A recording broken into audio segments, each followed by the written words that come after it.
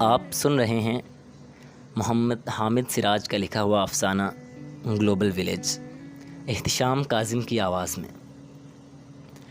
خبر آئی، ساری بستی کی بینائی جاتی رہی، ایک کوہرام مچ گیا۔ سب ایک دوسرے کو ٹٹولتے، چیختے، دیواروں سے سر پھوڑتے اور پوچھتے تھے یہ کیا ہو گیا ہے؟ رات میں ہم سوئے تو اچھے بھلے تھے، صبح دم آنکھ کھلی تو ہر گھر میں دبا دبا شور تھا، اور پھر پوری بستی شور کی لپیٹ میں آ گئی۔ سب کو اپنے اپنے حصے کا گناہ معلوم تھا، لیکن وہ سوچ رہے تھے کہ ایسا کون سا اجتماعی گناہ ہوا ہے جس کی پاداش میں پوری بستی کی بینائی جاتی رہی۔ بستی کے معالج بھی بصارت سے محروم ہو گئے تھے۔ ایک نابینا نے ٹٹول ٹٹول کر ایک فون نمبر ملایا اور بولا، ڈاکٹر تمہیں خبر ہے بستی پر رات بھر میں کیا قیامت گزر گئی؟ ہاں معلوم ہے۔ ڈاکٹر تم کچھ کرو، تمہارے کلینک پر تو ایسی ایسی ادویہ سجی ہیں کہ تم کہا کرتے تھے کہ ہم خوابوں کا بھی علاج کرتے ہیں۔ تمہارا تو یہ بھی کہنا تھا کہ بستی میں کوئی وبا پھوٹ پڑے تو ہمارے طریقہ علاج کا یہ کمال ہے کہ پانی کی سپلائی لائن میں ایک قطرہ دوائی کا ڈال دیں تو پوری بستی شفا یاب ہو جائے۔ آج پوری بستی کی بینائی جاتی رہی ہے، کچھ تو کرو۔ دوائی تو ہے، لیکن ہزاروں ادویہ میں رکھی اس دوائی کے نام کی شناخت کیسے ہو؟ ڈاکٹر کی آواز میں لرزش تھی۔ ڈاکٹر، ڈرو اس وقت سے جب سماعتیں اور قوت گویائی بھی چھن جائے گی۔ اسی طرح ساری بستی رانگ نمبر ملا کر ایک دوسرے سے حال احوال پوچھتی رہی کہ شاید کہیں کسی کی آنکھ میں بینائی کی رمق باقی ہو۔ اگلی صبح پھر کوہرام مچ گیا۔ پوری بستی کی حاملہ عورتوں کے پیٹ بنجر ہو گئے۔ تو کیا اب کوئی کوکھ ہری نہیں ہوگی؟ زمین پر نسل انسانی قحط کا شکار ہو جائے گی۔ نسل انسانی عنقا ہو گئی تو پھر کرۂ ارض پر کون رہے گا؟ کوئی نئی مخلوق یا اسے ریزہ ریزہ کر دیا جائے گا؟ کیا اذا الشمس کورت کا لمحہ آن پہنچا ہے؟ ہم ذکر الہی سے اپنی زبانوں کو تو تر رکھتے تھے، ان کے پاس اپنے ہی سوالوں کا کوئی جواب نہیں تھا۔ وہ سماعت اور قوت گویائی کی سلامتی پر رب العالمین کا شکر گزار تھے۔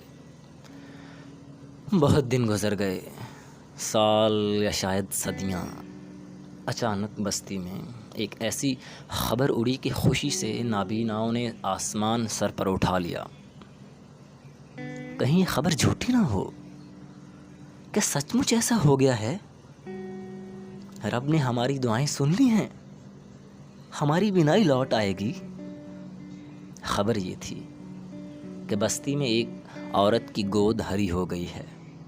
وہ اس بات سے بہت خوش تھے کہ آنے والا نومولود جب سنے رشت کو پہنچے گا تو ہمیں کرۂ ارض کی پوری خبر دے گا۔ شاید کمپیوٹر، کینسر اور ایڈز کے علاج کے بعد سائنس نے کوئی ایسی دوا ایجاد کر لی ہو جو پوری بستی کی بینائی کے لیے بینا ثابت ہو۔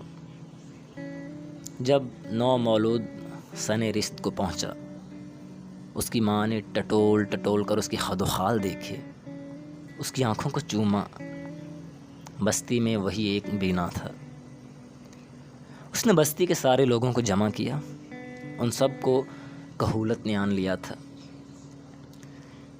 دیکھ بیٹا، تو دنیا کے سفر پر نکلنے والا ہے، ہم صدیوں سے اندھیرے میں سانس لے رہے ہیں۔ ہم اس بات سے بے خبر ہیں کہ سورج طلوع ہوتا ہے کہ نہیں، رات کو چاندنی بکھیرتا ہے یا نہیں، ستاروں کی چادر آسمان پر تنی رہتی ہے یا نہیں۔ ہمیں صرف اتنا یاد ہے کہ جب ہماری بینائی چھن گئی تھی، اس وقت کرۂ ارض ایٹم بم کی زد میں تھا۔ دنیا کے 7 ممالک نے کامیاب ایٹمی دھماکے کر کے اپنا لوہا منوا لیا تھا۔ ہیروشیما اور ناگاساکی کے بعد پاکستان اور ہندوستان ایٹمی جنگ کے دہانے پر کھڑے تھے۔ بر اعظم ایشیا سلگ رہا تھا۔ 20ویں صدی کو کمپیوٹر کی صدی قرار دے دیا گیا تھا۔ 21ویں صدی کے آغاز میں ڈی این اے کو تو دریافت کر لیا گیا تھا، لیکن ایڈز اور کینسر جیسے مہلک امراض کا علاج ابھی دریافت نہیں ہوا تھا۔ کلوننگ کے کامیاب تجربے کے بعد اس پر پابندی لگ چکی تھی۔ ٹیسٹ ٹیوب بیبی کے تجربے کے بعد بہت سی ماؤں کی گود ہری ہونے لگی تھی۔ مریخ سے تصاویر آ چکی تھیں۔ مریخ کی پتھریلی چٹانوں کی تصاویر میں نظر آنے والی دراڑوں سے سائنسدان اندازے لگا رہے تھے کہ شاید وہاں پانی اور ہوا ہے، لیکن وہ کسی حتمی نتیجے پر نہیں پہنچے تھے۔ نت نئے میزائلوں اور تباہ کن ایٹمی ہتھیاروں کے تجربات بچوں کا کھیل تھے۔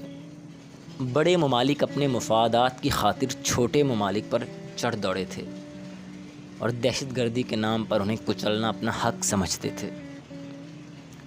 اس دور میں دو نام بڑی اہمیت کے حامل تھے، IMF اور ورلڈ بینک۔ ان دونوں نے پسماندہ اور ترقی پذیر ممالک کے ساتھ معاشی جنگ کا آغاز کیا اور انہیں کنگال کر کے رکھ دیا۔ سن رہے ہو نا؟ اس وقت روس ٹکڑے ٹکڑے ہو چکا تھا۔ ریاستیں آزاد تو ہو گئی تھیں، لیکن حکمران کٹھ پتلی تھے۔ گلف میں بھی یہی صورتحال تھی۔ تیل کے کنووں پر عالمی طاقتیں پنجے گاڑ بیٹھی تھیں۔ اس عہد میں جھوٹ، فریب، رشوت اور ملاوٹ کا چلن عام تھا۔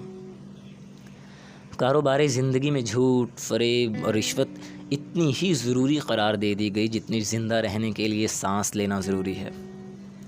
کرۂ ارض کو گلوبل ولیج قرار دے دیا گیا تھا اور اس میں سودی کاروبار اور سودی قرضہ جات کو قانونی اور حکومتی تحفظ حاصل تھا۔ تعلیم اور علاج جیسے شعبے بھی خدمت خلق کے دائرے سے نکل کر مکمل طور پر کمرشل اور کاروباری ہو گئے تھے۔ جاں بلب مریضوں کے ورثاء سے لاکھوں روپیہ بٹور لینے کا چلن عام تھا۔ بے حیائی اور فحاشی شرافت کے زمرے میں شمار ہونے لگی تھی۔ اسے فنون لطیفہ کے نام سے فروغ دیا جاتا تھا۔ پھر ہماری بینائی چھن گئی۔ ہماری آخری کاشت یہی تھی جو تمہیں تفصیل سے بتا دی ہے۔ اب تم دنیا کے سفر پر نکلو اور دیکھو انسان کہاں پہنچا ہے۔ وہ دنیا کے سفر پر نکلا۔ جوں جوں سفر طے کرتا گیا، خوف اس کی رگوں میں منجمد ہونے لگا۔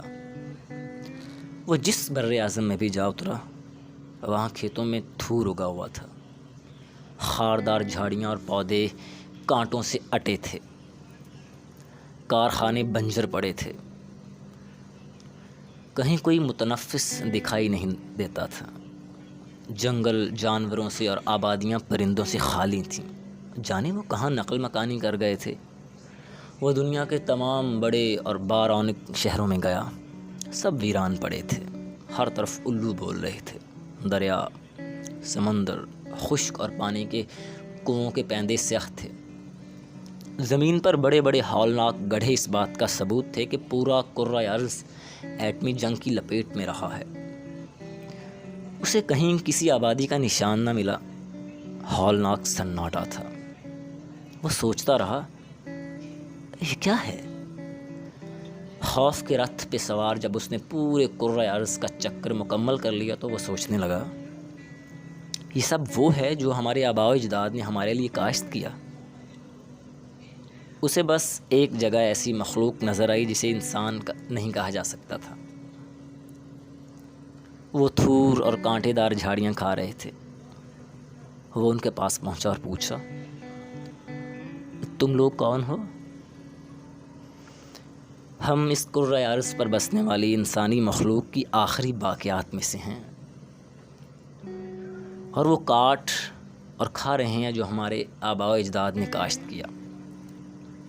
وہ الٹے پاؤں ہانپتا کانپتا سفر کی صعوبتیں جھیلتا بستی میں پہنچا۔ بستی کے لوگ اکٹھے ہو گئے۔ کوئی خبر؟ ان کے بے نور چہروں پر سوال تنے تھے۔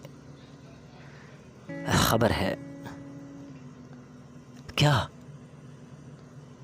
میں نے اپنی آنکھوں میں گرم سلائی پھیر لی ہے۔ آپ سن رہے تھے محمد حامد سراج کا افسانہ گلوبل ولیج، احتشام کاظم کی آواز میں۔